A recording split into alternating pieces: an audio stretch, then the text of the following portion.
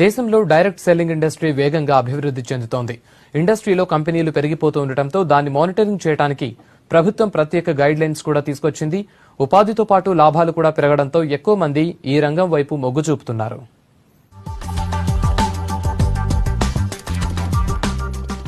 Direct selling industry వేగంగా విస్తరిస్తోంది. ఈ బిజినెస్ తో వినియోగదారులు మోసపోకూడదనే ఉద్దేశంతో 2016 సెప్టెంబర్లో కేంద్రం ఈ ఇండస్ట్రీని గుర్తించి కొత్తగా మార్గదర్శకాలు తీసుకొచ్చింది.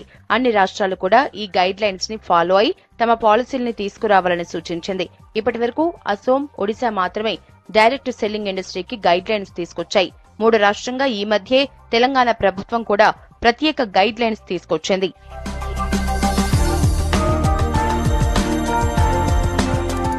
కొత్త గైడ్ లైన్స్ ప్రకారం డైరెక్ట్ సెల్లింగ్ కంపెనీలు తప్పనిసరిగా పరిశ్రమల శాఖ దగ్గర రిజిస్ట్రేషన్ చేయించుకోవాలి. తప్పనిసరిగా ఒక షాప్ తో పాటు పర్మనెంట్ అడ్రస్ కూడా ఇవ్వాలి. తమ ఉత్పత్తులు కొనుగోలు చేసిన వారితో పాటు అమ్మిన వారి పేర్లు, డెలివరీ తేదీ, వారంటీ ఇలా అన్నింటికీ రికార్డ్స్ నిర్వహించాల్సి ఉంటుంది.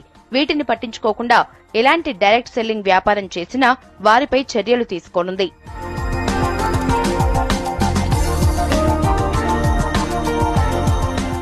గైడ్ లైన్స్ తీసుకురావటాన్ని డైరెక్ట్ సెల్లింగ్ అసోసియేషన్ స్వాగతిస్తోంది. కొత్త కంపెనీలతో ఇండస్ట్రీకే చెడ్డ పేరు వచ్చేదని, ఇలాంటి గైడ్ లైన్స్ తో ఇండస్ట్రీ సాఫీగా సాగుతోందంటున్నారు.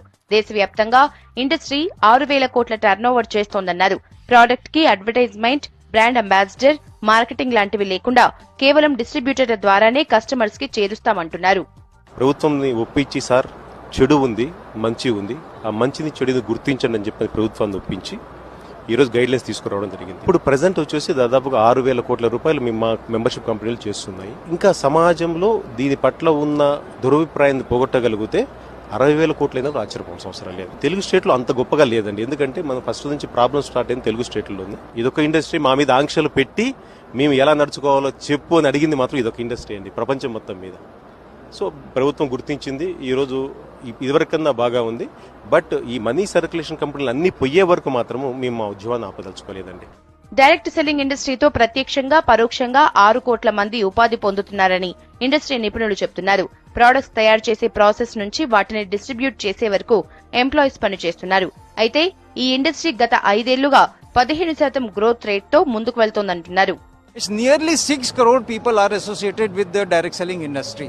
Regulations are that guideline has got given a certain points which should be considered. That government support is tremendous because this ruling government has already declared this in their manifesto that they are movement, they come in power, they will be giving us a direct selling. So before they could do, the center has done it. Telangana government has adopted